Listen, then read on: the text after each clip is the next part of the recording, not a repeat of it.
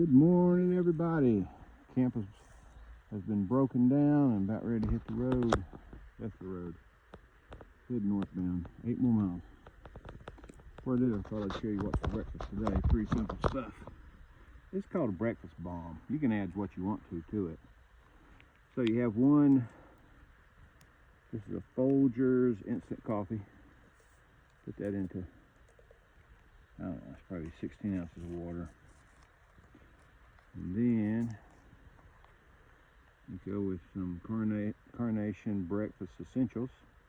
Has all the essential proteins and vitamins and calciums that a man could need. Pour that in there. This is the vanilla flavor. Alright. Then you just shake it up. Just shake it up. And you have a delicious cold. You can imagine it's a vanilla latte. Alright. We'll pretend. Yeah. Have a good morning. Really nice.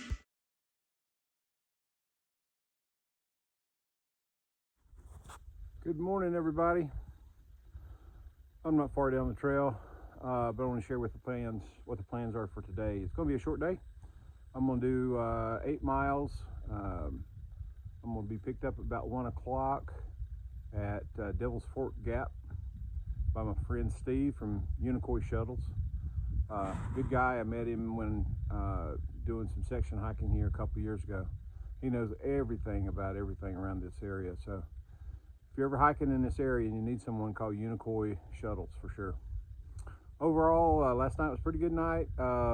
Slept as much as I could. I think I slept okay. I'll sleep better tonight for sure. But I wanted to show you these rocks. Look at these rocks. Kind of remind you of those rocks that's on that show. What is it, Outlander or whatever? Where if you have a jewel, you can just kind of go through and you end up in the future or the past or whatever. They're kind of cool.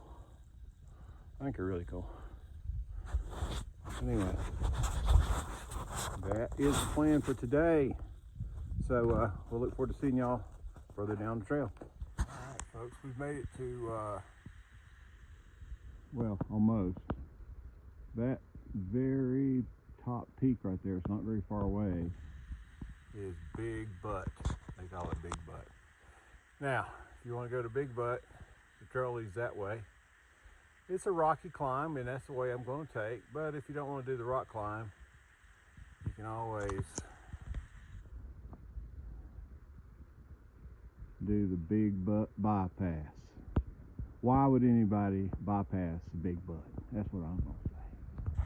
I'm going to take the Big Butt. Here we go.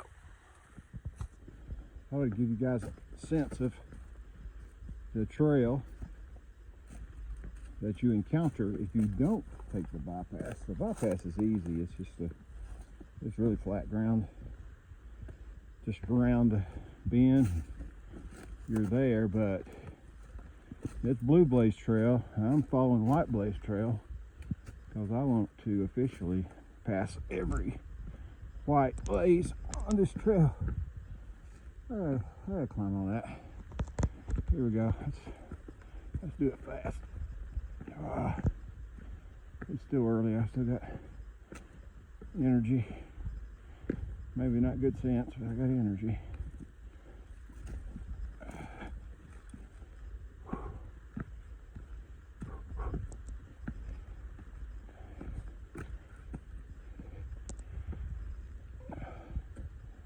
Yeah, here we go.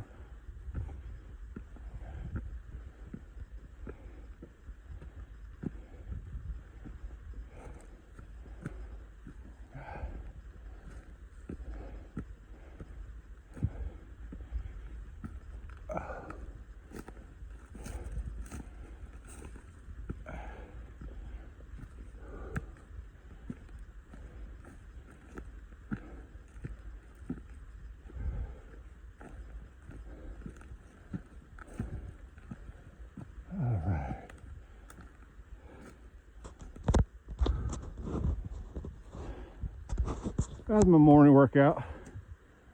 All right, we get my breath, we'll get up on top of Big Butt.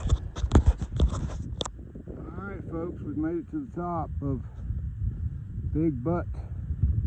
I know it sounds like I like saying that a lot, but I gotta tell you where we are. I didn't name it. Got a nice drop. If you don't pay attention.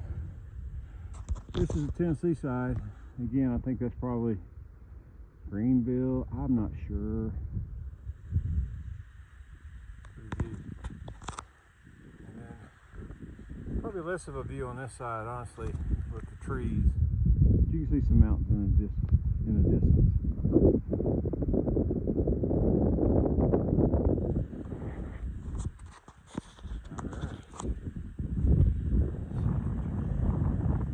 Traverse this thing and get back down. Beautiful day. Another beautiful view back towards Tennessee. See, there's still a fair amount of snow on the ground. Depending on what side of the mountain you're on and how much sun has hit it, that's kind of what we encounter here.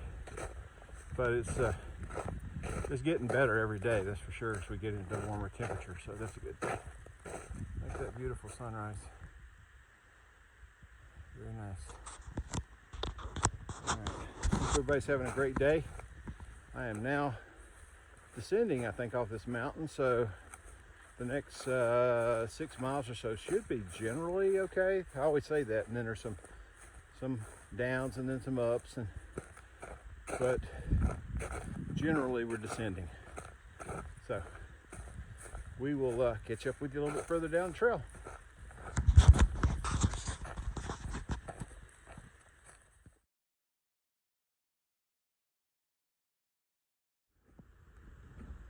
This is the Shelton family grave sites.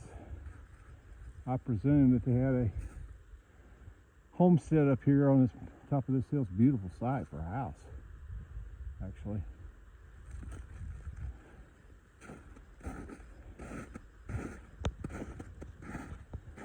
Let's check them out.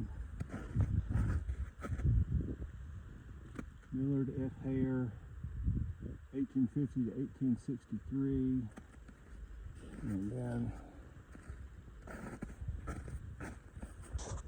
erected by A.D. Hare Jr., E.W. Fletcher Jr., J. Hare, Newsom, G. Riddle, and the rest of the descendants of the Millard Hare family. Here we have David Shelton, who he served in the 3rd North Carolina Military Infantry. I don't have dates on that. Then across from him, you have probably William Shelton, the 2nd North Carolina Infantry. So I'm gonna make a guess that would be likely Confederate infantry from the time. But again, there's no specific dates on those grave sites. Sometimes, I know it sounds kind of creepy, but sometimes people will, hikers will actually camp up here. It's a great campsite, fairly level, place to sit. But I don't know. Camping in a gravesite seems a little weird to me. But beautiful place. Starting to see signs of Hurricane Helene up here in the woods for sure. Lots of blowdowns. Look at this stump you have to walk around.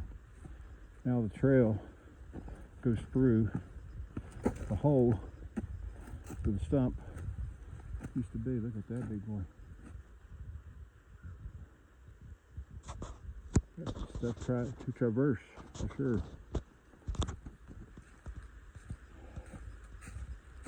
All right, we have made it to Flint Mountain Shelter. So let me tell you a little story about this shelter real quick. I stayed here a couple years ago, slept right there in this corner, and as soon as it got dark enough, mice were running everywhere. And that's the bad thing about this shelter. This shelter actually looks like it's a beautiful shelter, and this would be on a scale of 1 to 10 for shelters, this one would be in the probably 6 range. It's not shabby, it's about average what you would expect. So what I did to fend off the mice is I took off my headlamp and I laid the headlamp in the middle of the floor and shined it over here into this corner, which seemed to be the predominant area of movement. And it's sort of like roaches, you know. Light comes on and they disappear. So I put my headlamp on the lowest setting to conserve the battery as best I could. And I left the headlamp on all night long, and the mouse activity completely stopped. So with all that said, I wished I had had enough energy to get this far last night, but I didn't. And then another part of me is saying, yeah, I'm kind of glad I didn't sleep in that shelter, but sooner or later I will stay in a shelter. You just got to kind of get used to the mouse activity and the people activity to some degree. So we'll just have to make those decisions as they come. So I'm 2.7 miles from Devil's Fork Gap, which is exactly where my shuttle driver Steve is going to pick me up. And I have, I believe, about 3 hours to get there. So I'm pretty sure I'll get there early if I take off. So I'm going to sit down, rest, relax for just a few minutes, then take off. And I want to be there before him. I'd always prefer to be waiting on them versus them waiting on me, right? But good progress today, a lot of it downhill, but we started to see some blowdowns indicating all the damage that had come from Hurricane Helene. I didn't take a video of all of it because there was tons more of it. I spent a lot of time just kind of climbing over it or under it or through it or whatever.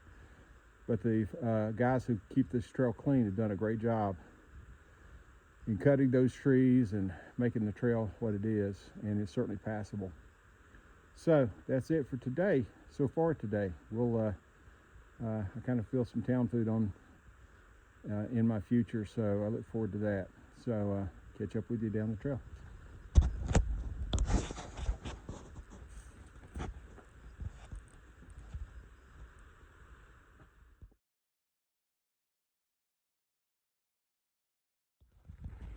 All right, folks, we have made it to Devil's Fork Gap. Real pretty place, actually. I came off the hill over there, coming north, and then in front of that white truck is where the trail goes up. And that's where I'll be headed tomorrow. I'm looking for my ride. He's already contacted me. He said he'll be here any minute, actually. But I wanted to quickly show you. I've been talking about walking right on the line between North Carolina and Tennessee. We're standing on the line right in the middle of the road too. As we go into North Carolina this way, entering into Madison County, and of course this way is Tennessee, which is the direction we're going to go to Irwin and into the Uncle Johnny's hostel. Yep, and I'll show you a little bit more about Uncle Johnny's once I get there. Okay, we're going through a lot of work there, and a lot of old stuff's been tore out due to Helene, and a lot of new stuff's being put back in. So I look forward to sharing it with you. All right, everybody, I'm out in front of Uncle Johnny's. Look at all them dump trucks going up the road. More dump trucks going this way. It's just a continuous line of dump trucks hauling gravel and whatnot. Yep. The Appalachian Trail Conservancy actually has recommended that the Appalachian Trail is right there on the other side of that guardrail, and it used to go straight across the bridge that way, And of course the bridge during Hurricane Helene was completely washed out. So the reroute is to go down and all the way around. I think it's a total of 3.7 miles on a very dangerous road. And if anybody frankly is choosing to do that, I would question the level of IQ that the individual might have, to be honest with you. It's really pretty much just a one-lane road now, and there's barely enough room for the big trucks to go. So, all right, get back on focus here. This is the new Uncle Johnny's. I'll try to see if I can find an old picture of Uncle Johnny's, but this is their new setup, and they'll end up having on this side, I believe, a number. You can see all the air conditioning units on the side. So it's 1, 2, 3, 4, 5, 6 private rooms on this side. Then on the other side, I believe they'll have bunk rooms, and also they'll have their store in there where you can buy resupply goods and various hiker needs. So it's going to be a really, really nice facility. Check out across. You see how much damage, how much was washed out over there on the other bank. Incredible. See that piece right there? Hey man. You can't photograph around here. How you doing? I'm good. It is Steve. Steve is my driver. He's bringing a new person in, obviously. So if you'll see across the side, you see a huge chunk of what was the bridge that's made itself kind of implanted itself on the other side of the bank. So crazy, crazy, crazy. So this is the upper side of Uncle Johnny's, and again, I think here he'll have more of a bunk room kind of set up. And so they're shooting for, you can see they're doing some water pipes and things down there today. They're shooting for like mid-March. Might be kind of aggressive. I know I saw some painters and folks inside, so they're doing the finishing touches. Perhaps they will pull that off. But in the meantime, they do have a few individual cabins that are available. These are older cabins that were here with the original setup. See up here on the hill, you have a couple there.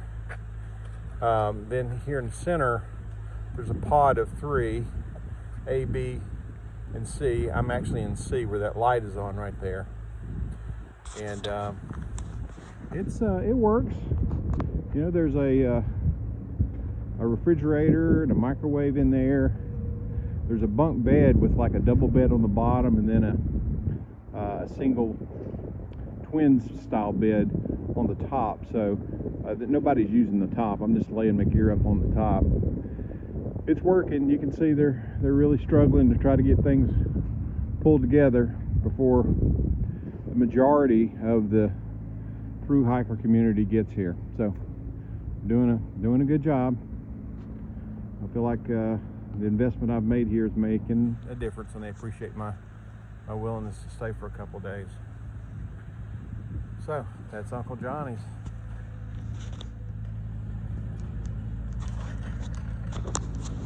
It might be best just to go ahead and end the video here. Good day today on Wednesday. I believe that was my Saturday, Sunday, Monday, Tuesday, Wednesday. That was my day 5.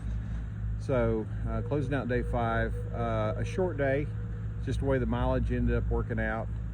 So I ended up getting off on Devil's Fork Gap, about 8 miles, and ultimately came in here to Uncle Johnny's. And from here, it's just going to be a base station where ultimately